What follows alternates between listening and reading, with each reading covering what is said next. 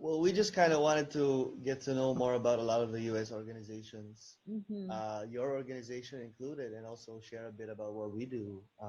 But we were, Absolutely. Amy and I and a few other people were actually able to visit briefly one of the encampments and one of the area where they were building some of the houses in Oakland Oh, good. last week. You know, it was last week. Yeah, we Which met one did At you go somebody. 14th to? and at 14th and 12th, where we were supposed to meet you, we just Yeah. went Oh, by and good. said hi to friends, and yeah. Hmm. Yeah, there's at that specific encampment behind Burger King, there's a Pinoy who lives there actually. Oh yeah. And then if you guys went further down, did you go further down to the tent city, like the next block over? I know So I'm We the, not just kind familiar of with the saw it, but areas.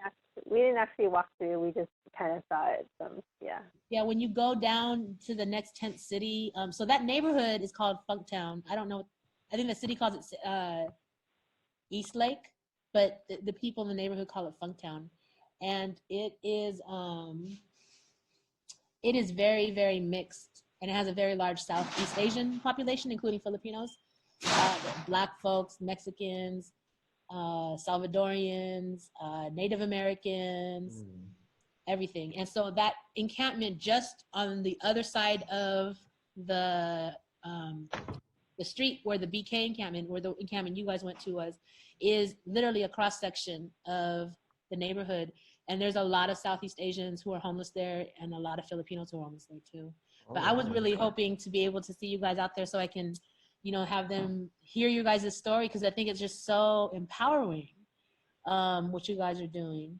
It's Well, amazing. it's actually I was also a bit blown away by just the resilience of the people there, the fact that they're able to get all these resources, build these houses, Okay.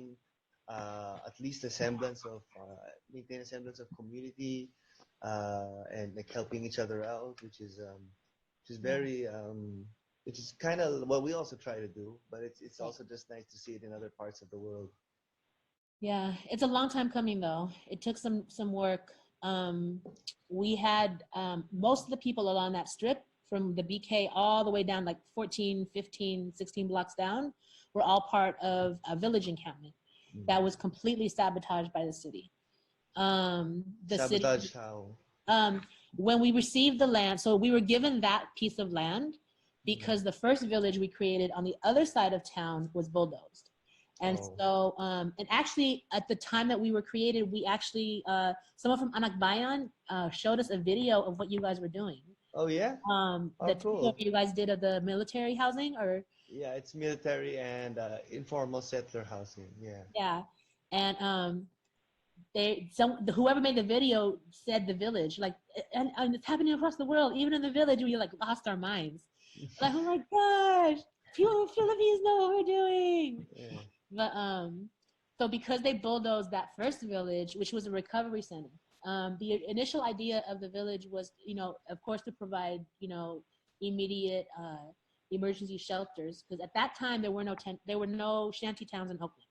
Mm. Everyone was living in tents, and it was deplorable.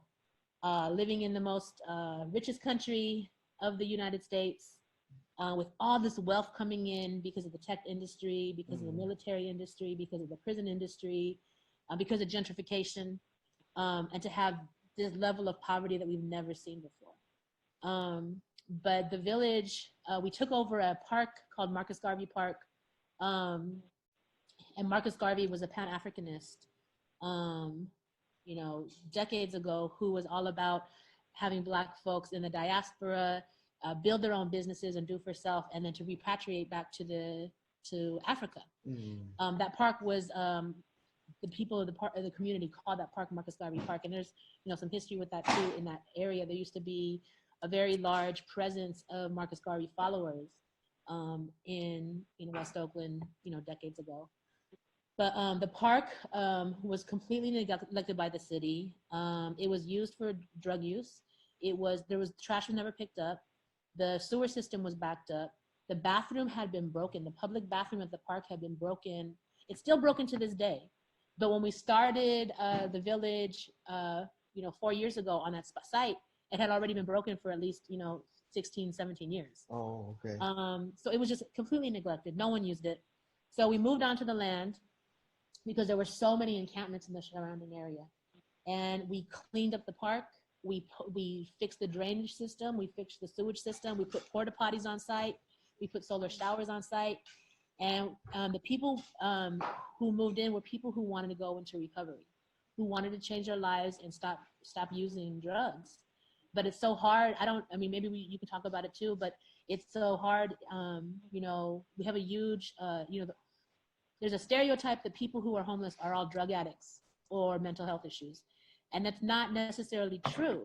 But the longer you're on the streets, the more susceptible you are to use drugs and to get mental health issues.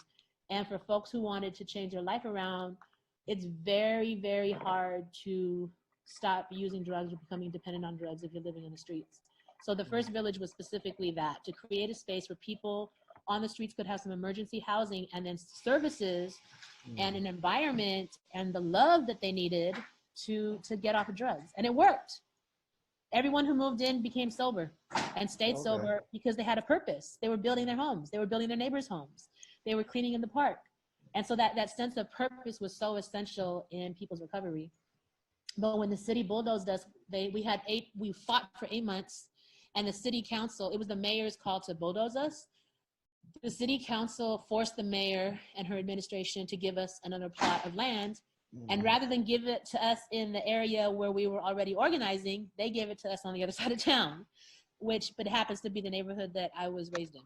So I'm like, fine, that's fine with me. Because in Oakland, it's very hard for neighborhoods to get along. There's a lot of, conflict between the neighborhoods. We call it set tripping and, whatnot. But I was fine with me because I know so many people in the neighborhood already. And so we get there, and there was already a very tiny homeless encampment there, maybe about a dozen people, but the village already worked with the people there. So when we went there, we're like, did the city tell you they were doing this? They're like, no. And we're like, typical.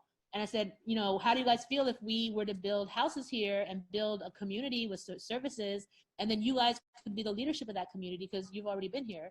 And everyone agreed to it. And then in the next couple of weeks, the city took encampments from 5 different neighborhoods and told each of those encampments from each of those different neighborhoods that piece of land was theirs. But we had already signed the contract and everything.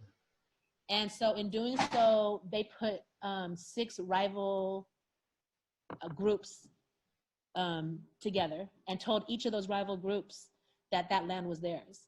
Wow. And so for a year and a half, we just try to keep the peace with people and just try to support people. And we also realized that the vision that we had did not live there. But eventually the city ended up bulldozing even that site. Oh, yeah? So all those people on East 12th are the people who lived on that site. Oh. And that was a year ago this past January, and the city has done nothing for them. No services. They just recently, because of the coronavirus, they just put toilets in last week. Oh. But they had, right? So for a year, they had no toilets. They had no trash pickup. They didn't have counselors go there, nothing.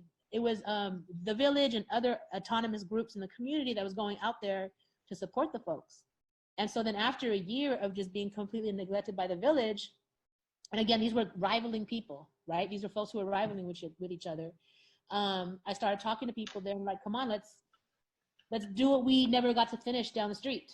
It was literally down the street. And we started with the group at BK because they were more organized and it was a smaller piece of land. But, we spent some time, having meetings with them, talking about what they needed, talking about having them talk about what the houses should be like, who's going to get the first house, and making a list of who's going to get, the order of the houses, designing what the land was going to look like. And then talking about the importance of self-governance and why it's important to have agreements and how you hold each other accountable, how to make decisions together. And it's been a learning curve. There's definitely been a learning curve, but to see that group come together has been really beautiful. And then when we're done, we're there, then we're just going to slowly go down the street and work with each kind of group until we get everybody housed or until a bulldozer comes, whichever comes first. It sounds amazing. I mean, it's also amazing to hear that, just because there's also a lot of similarities, and it's cool that somebody from Anakbayan did show the video. Like I was just thinking when you guys like cleaned up the park and made it better. That's something that we also tried to do. And when people would give us shit for it, we just say that we did the government's job for them.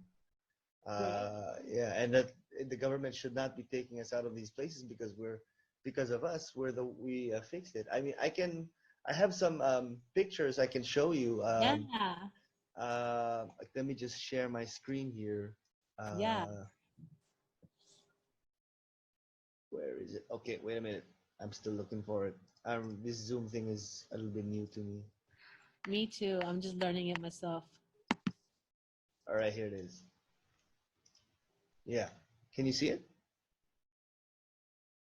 Can you see Yeah. it? Wow. Yeah. Tell me the story of this picture. What's going on? Well, basically, just to briefly, again, my organization is called Kadamay. We are a national alliance of Filipino urban poor, and we've been around since 1998. Oh, wow. Our last count is since we're a nationwide organization. Our last count, we have like almost 250,000 members nationwide. And this was one of the big campaigns we undertook a few years ago in 2017, which was the occupation of vacant or idle or vacant housing in Bulacan, just outside Manila. And so this was one of the days where we had already taken over or occupied, and the police were trying to evict us, and we were just standing our ground, barricading, um, basically asserting that we have a right to shelter and the government should not be the one evicting us. The government should be actually be housing people instead of sending Right. people out on the streets. You know?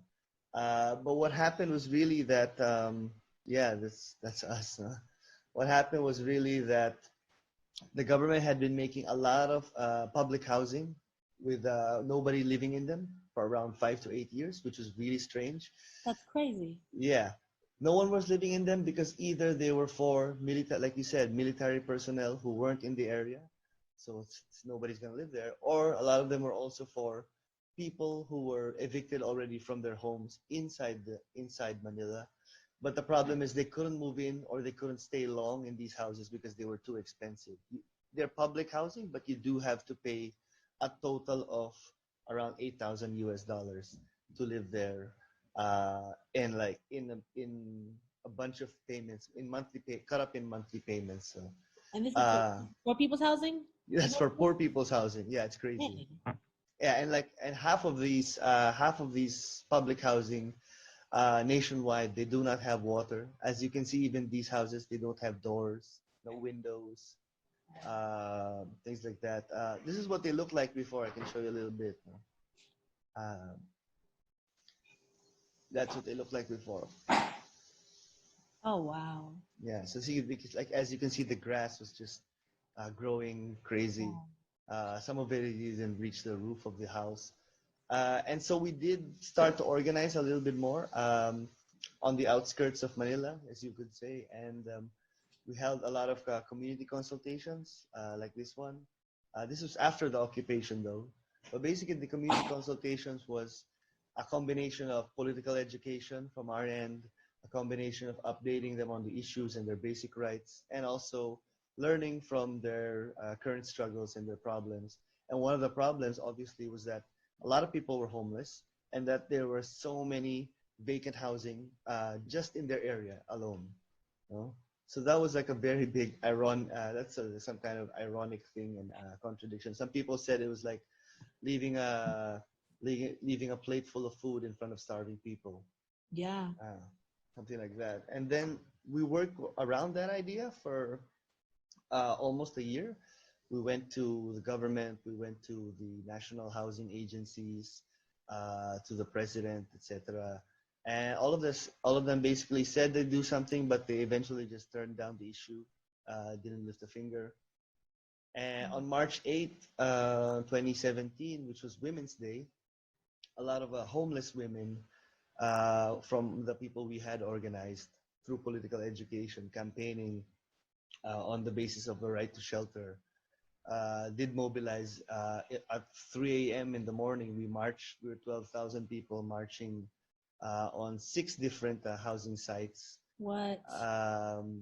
In Bulacan, in the province that I mentioned, Wow. So that was one of the and Is yeah, the we did barricade occupy. the barricade at the bottom of the photo? Yeah, this is the barricade. So once we did get there, we did the first thing we did is we did barricade all the entrances and exits from the police, and at the same time, everybody else started cleaning the houses, like cutting the grass, That's right. sweeping indoors, just trying to make it basically livable. Hmm. And there have been a lot of challenges. S- uh, Many times, even until now, the government is still trying to evict us. We've stood our ground. It's done so many things as threaten us with direct violence. It's bribed a lot of people to leave. Uh, it Wow. has it has installed military outposts inside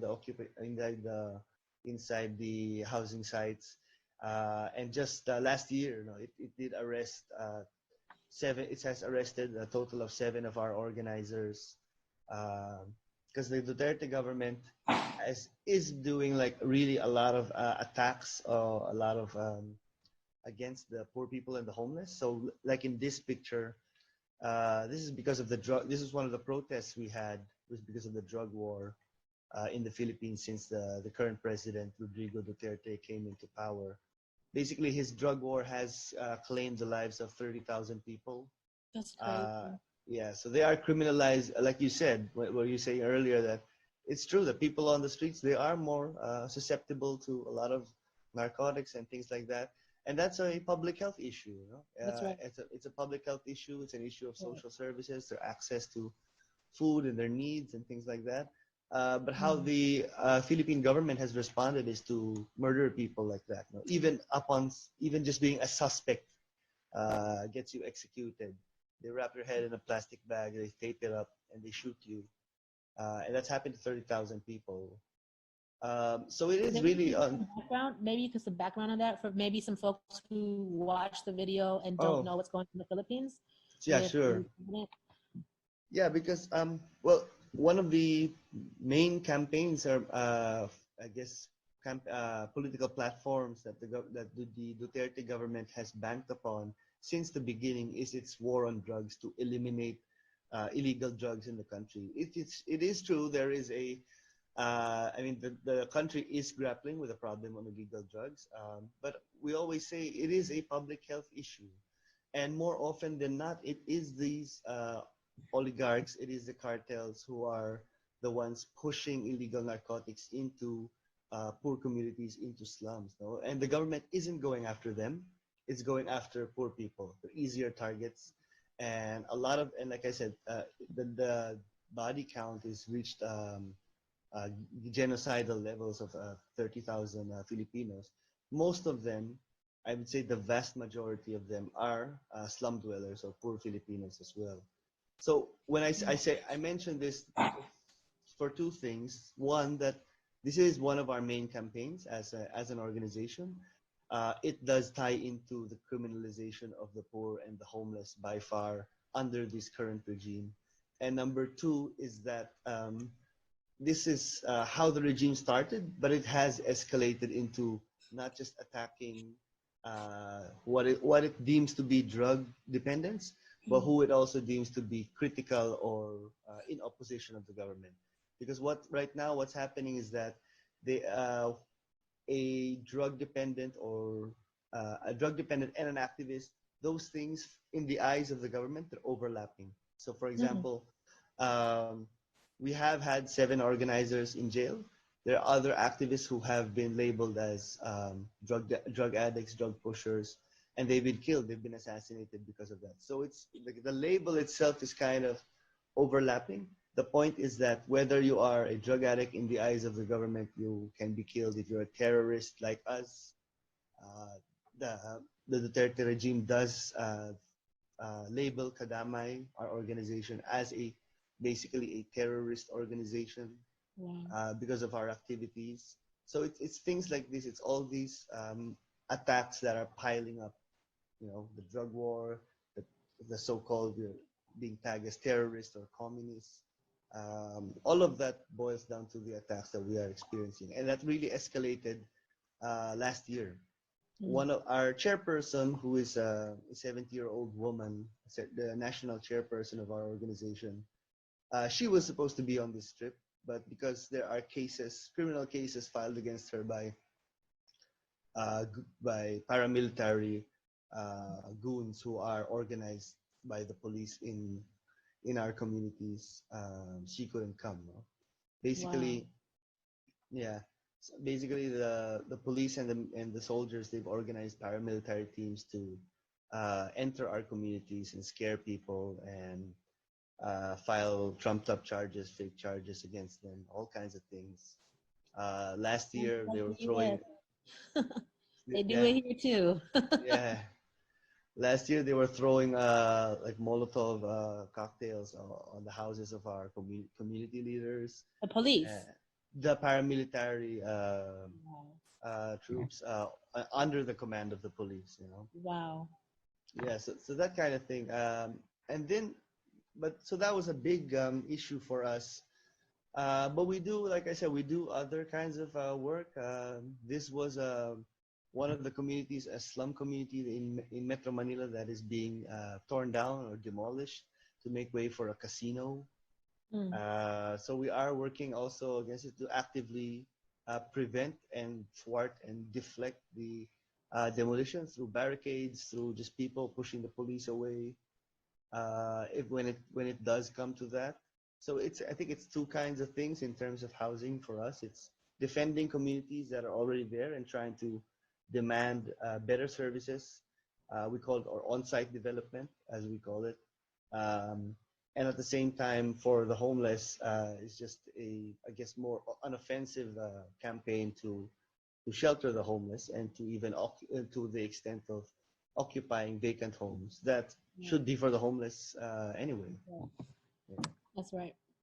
Yeah. So yeah, that's now this is just after this picture right now is just after we cleaned some of the houses, so it's about midday and everybody's taking a break. Nice. Yeah.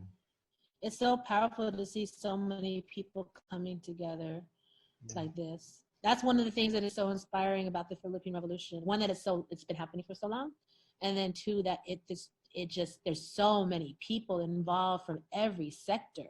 Yeah. You know, and I don't think people outside the Philippines, I know so much of it because I'm Pinay and I used to be part of the ND movement myself, Oh, okay. and a part of Bayan out here in the US.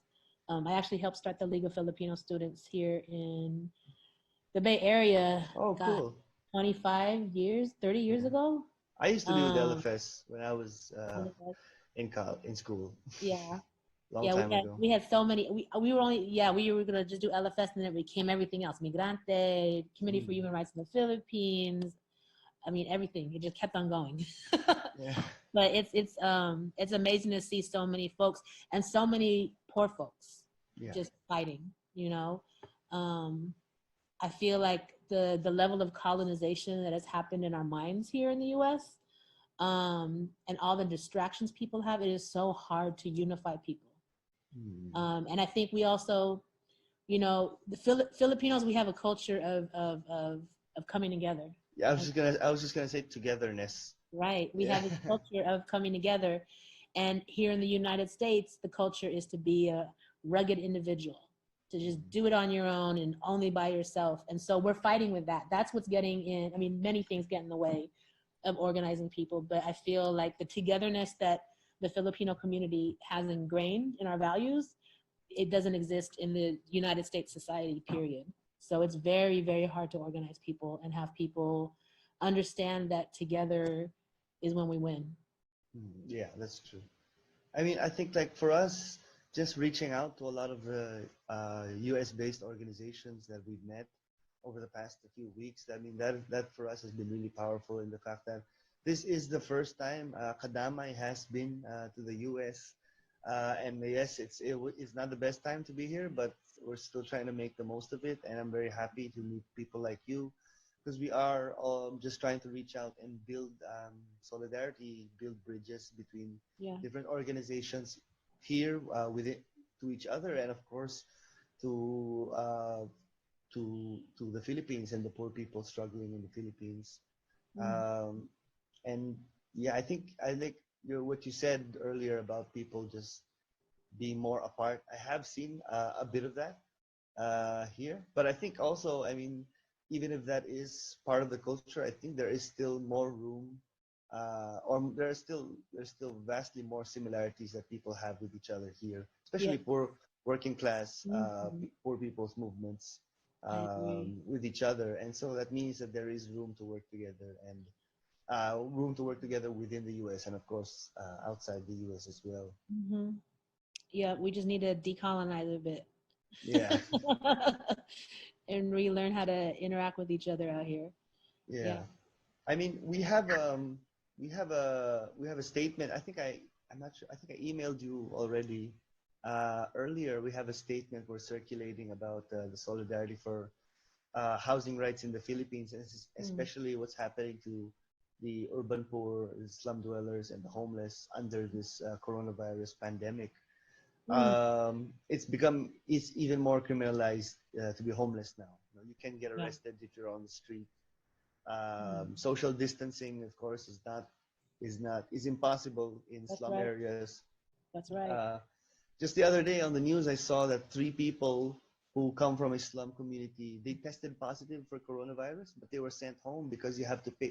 They were asked to pay for the hospital bill, hospital treatment, and of course they couldn't pay because healthcare isn't free in the Philippines; it's very much privatized. So they were sent back to their homes, and they're positive for coronavirus. So that just endangers everybody Everybody. else in the community who Right. is struggling to survive as it is. Because Manila is on lockdown, people cannot get. It's very hard to get food. So all these kinds of problems are just aggravated, especially now since yesterday Duterte has declared that he's given himself emergency powers, and one of those powers actually is to uh, destroy what he calls illegal structures in order to provide more services more quickly. And of course, those illegal structures are a lot of those are slum dwellings, makeshift houses of the poor, etc. So it is, and they actually have torn down 300 homes since this coronavirus pandemic. Are you what? Yeah, they did in Pasay, in Metro Manila. Whoa. So it's becoming a more difficult fight for survival because of this coronavirus pandemic, and yeah, we're also trying to like drum up some noise against what the government's response is becoming. It's Yeah. not a public health response at all. It's very Right. much a militarist, authoritarian response Yeah. to people who are even more in need Yeah. uh, these times. Yeah, we're seeing the same thing here where in California and across the US, it's not, there's no medical intervention, or at least the scale of medical intervention that we need. It's a military intervention. Yeah, And it started with the National Guards. What's also happened is that people in the Army Reserves have been called in. They haven't been deployed yet, but they've been called. And that means that Army Reserves is federal, National Guards is state. And so that means now the federal government is mobilizing federal troops on US soil and in the meantime, while all this military is being deployed and put in place, in the hospitals, we're seeing stuff on social media and hearing from, practitioners that they don't have gloves, that they don't have masks, and they're being told by the state to wash your mask and reuse it. But they have all this money for the military. So yeah, yes, we're exactly. seeing the same thing. It's not a medical response; it's a military response. And people need to, but here in the U.S. too, it's like our education system doesn't really train us to be critical and ask why. It trains us to say yes and accept what happens to us. And so we're seeing, and then plus with the fear. So there's this fear element, and then our colonial education mixed together. You're not seeing the outcry from the people of really questioning, why is the government doing this way? And then with homeless folks, so we, as of week, the Alameda County, which is the county that houses many cities, including Oakland, um, their health departments started, and specifically their homeless, the healthcare for the homeless department started mobilizing around preventative measures for the encampments. And a lot of the grassroots organizations that are on the ground, including the Village, folks should check out the East Oakland Collective, Punks with Lunches, Love and Justice in the Streets. We were able to request from the county sanitary supplies for outreach workers so that when we go out into encampments, we are protected. And then for our folks who live in the encampments or like I live in a vehicle with my daughter, that we get sanitation, that we get, hand sanitizers, masks, gloves, and drinking water. And as of yesterday, a lot of the advocates, we have a formation called the Homeless Advocacy Working Group. And on that call, one of our allies in the county, who we were, making these plans with, let us know that, well, now the state has taken over. So all those plans we made last week don't exist anymore. And I had asked the question of, well, then what are the plans for prevention? And he said there are none. So the only point of, the first point of intervention for homeless people in Oakland is if you get sick. And when they get sick, they want to put people in hotels. So the state bought almost 900 hotel rooms from 2 hotels. And those are now quarantined. Here's the funny part. Those hotels cost about $80, $90 on a normal night. And a lot of homeless people will go there occasionally to get a shower, to get out of the streets, to have like some sense of normalcy. So now those homeless folks can't get in those hotels. Number one. Number two, those hotels both serve breakfast, right? Yeah. The state is paying double the amount for the hotel rooms. So instead of $80 or $90, it's $190 a night. And then the hotel refused to serve breakfast. Why? But these are going to be places for sick homeless folks to go to. And I had 2 questions. One, shouldn't a sick person go to a hospital? And number 2, shouldn't people who are not sick go to the hotels? To prevent them from being sick. Shouldn't the move be to make sure all of us are housed? Yeah. And the guy from the county told us that they were so upset at what the state was telling them that a lot of the members of the county just walked out of the meeting. So really they're hoping, the approach the city of Oakland has taken towards homelessness is not to solve it, but to make us disappear, which has been happening with these mass evictions that really, kind of had an uptick starting last year. Like I said, if you had come here, 4 or 5 months ago, you would have seen tent cities and shanty towns all over Oakland, streets that just had people living in their cars. It was just, there was so much. And they just made all those folks disappear. People didn't get housed. Their communities were destroyed and people scattered. And part of the work that we've been trying to do since people scattered was to find those folks. And we haven't found everybody, which means especially during this virus, people are isolated and alone. So if someone gets sick, they don't have a community surrounding them to be like, where's so-and-so? He hasn't come out of his tent in 3 days. Now someone's going to not come out of their tent ever. And no one's going to know because we don't know where people have gone to. But this is kind of like the final blow to homelessness. This is their way of making homeless folks disappear by making sure that we don't get any prevention and that we die. That's how a lot of people do feel in the streets, that the reason that they're not doing that, the goal of the government is to just kill homeless folks. Yeah, I think that's very much also the situation in the Philippines. They're trying to contain communities militarily instead of in terms of addressing their public health. And it is like I said, there's been 300 homes demolished within Metro Manila. There's a lot of stories of people sleeping on the streets, being woken up by the police to be brought to jail. Jails themselves are already overcrowded as it is, right. So it is not the best place to go if you want to keep distancing and that kind of thing, and to prevent the spread of the virus. And we're just trying to our only, like, for example, our community in Pandi, in Bulacan, the one in the pictures, they are also like very much struggling to cope with the effects of the lockdown in place. It's called the lockdown and also an enhanced community quarantine, where soldiers and police, they are guarding the community so that people, they see somebody go out, they can just arrest them. And that's something they've been wanting to do to a lot of activists. They do that to a lot of activists, but they can just they're emboldened to do it more Mm-hmm. with the emergency powers that Right. Duterte has given himself. And so our we are also making the rounds with our solidarity statement and our donation drive here in the U.S. as well in the Philippines.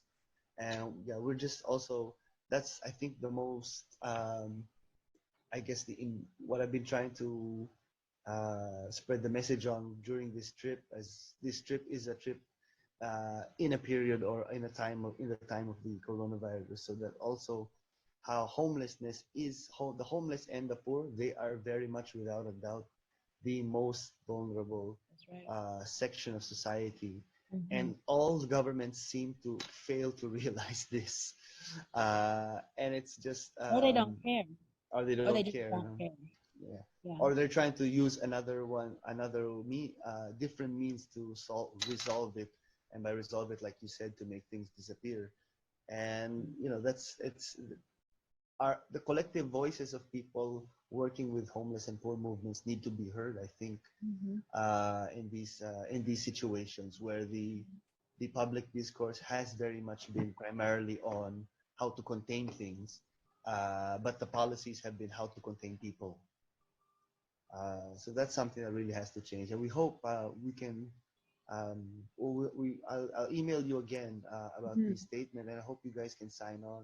I think it's Definitely. especially for the Philippines and the U.S. There's such a very, like you said, a colonial Yes. ties between the two Yes. countries, and Yes. and that's something that I think should be continuously explored.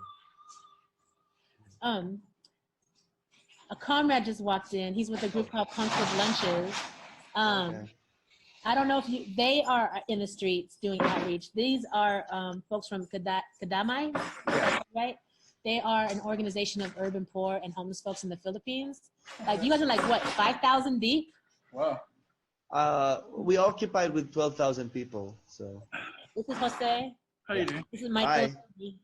Hi. Well, Nice to they're meet you. here in town and to do some bridge working and can't really except on Zoom. Yeah, it's really hard. It's pretty hard to connect with people right now if it is Yeah. through third party association, hence the internet and all this right now. Mm. Yeah. I mean, like I said, it is what it is, and we're just trying to make the most of it. I mean, it's good that we're in the same time zone. Uh, so at least that helps a little. Right, Yeah. right. So here in the U.S., we're in the belly of the beast of the empire that has been colonizing the Philippines since 1898. What is something that you want to say to people, U.S. citizens, people here in the belly of the beast? Well, How can folks support you or be in line with y'all? well, I want to say that to people in the belly of the beast, as you say, the Philippines was a colony of the U.S. for a pretty long time.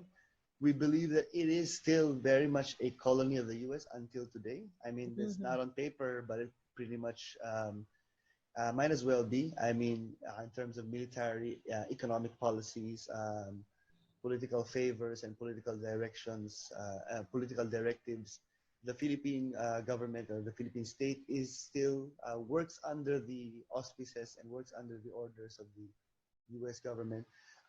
Just to give a concrete example, the military containment tactics used against my organization, Kadamay, they are based off the counterinsurgency manuals given to the Philippine military by their U.S. Government superiors, based off things like Operation Phoenix and all these um, military tactics that have been developed by American generals here in the US. So that is something that is concretely affecting us today. And I just want to say, because I think despite the fact that the Philippines was or is a neo-colony of the America, I think homeless movements across the world, urban poor movements across the world, still have more in common than their past histories or current predicaments with colonization. We are all oppressed people, in a sense. So in that sense, there's still more room for cooperation than there is for division. And I think, for us, our goal for me coming here was just, like I said, to touch base with a lot of U.S. organizations, and we want to develop ties, long-term ties, good ties, with people for mutual support, solidarity. Because like I've been saying here to a lot of people that a lot of the governments that oppress us, they work together all the time. So Right. why shouldn't we? That's right. Yeah, Yeah, and I basically. think because this, we're in such a unique situation with this pandemic being global, that, and then across the world, it's going to be poor people who are going to be left out of any kind of solutions or prevention. So this actually is an opportunity for poor people around the world to unite against capitalism, actually, and imperialism. I don't know, I always try to look for the silver lining in the cloud, and that's a silver lining that I'm seeing, is that this is one of those moments where we can actually see that we have a lot more in common, and that we make up a vast majority of the world when it comes down to it. It's really a flashpoint, I think, of how it exposes how it's slowly deconstructing what capitalism, what global capitalism and the militarism it espouses is doing to a lot of people. So I think I agree that it's a flashpoint, an opportunity to see how this unfolds and how poor people's movements respond. Yeah, definitely. Yeah. What do you Yes. guys have next? What's Huh? what's the next move? I mean, besides trying to live through Corona. Well, we have started organizing. We've launched two protest at home protests, but it's a protest from home thing. So we just basically get anything that you can make noise with, pots, bang on your pots and pans at 5 o'clock in the 5 o'clock in the afternoon, all together at the same time. This next week, we're organizing two soup kitchens in two communities, but again, our resources are limited. That's why we are. But a lot of people, a lot of organizers are willing to risk the virus just to get basic supplies and food to people in need. So we're just trying to do that more and more to a lot of the affected communities or the vulnerable communities in Metro Manila. And thankfully in Manila, there have been sizable donations for us to do this kind of work. And we're just hoping to continue that and hoping that the relief effort for the urban poor and the homeless does also translate into a organizing effort into them asserting their rights to healthcare, education, food, and housing, of course. Mm-hmm. And then I had a question about a lot of the urban poor and the homeless are actually indigenous, yeah? Like because of colonization and the land grabbing that's been happening for decades, yeah? Can you talk a little bit about that? Yeah. I mean, I think, well, a lot of people talk about Southeast Asia or the Philippines, and they talk about labor export policies. They talk about forced migration from poorer countries to developed countries like the US. But what we also say is that that is true. And what we also like to point out that there is forced migration from rural areas to urban centers, even in the Philippines. That landlessness is a big problem in the Philippines because it is a country dominated by, historically and up to this present, a country dominated by a few ruling elites, which include landlords with vast amounts of agricultural properties. And so that does create a really big income or income inequality in the Philippines, where you have these super rich landlords. We do have lots of people on the Forbes top 100 consistently, but at the same time, you have some of the poorest farmers in Asia living in the Philippines. So what that does is create a lot of people who do what they can to escape to Manila for better opportunities. But in Manila, it's not so great. In Manila or other cities in the Philippines, it isn't what it's supposed to be. It isn't that great either. A lot of cities are pushing people outside to the peripheries, like the homeless who occupied in Bulacan, which I showed you.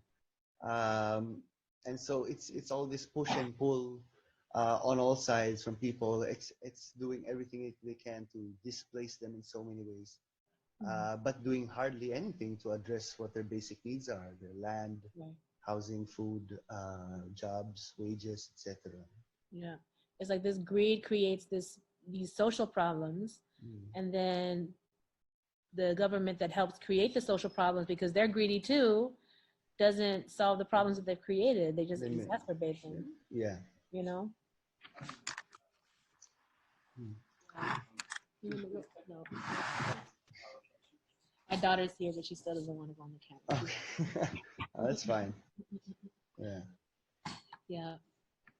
Yeah, it's really I'm leaving tomorrow, but I'm glad we could still made this talk. I mean, Yes, and I hope that we can stay in touch. hope so too. Keep us, informed about what's happening in the Philippines. We'll let you know what's happening here. Like, we're fighting the same struggle.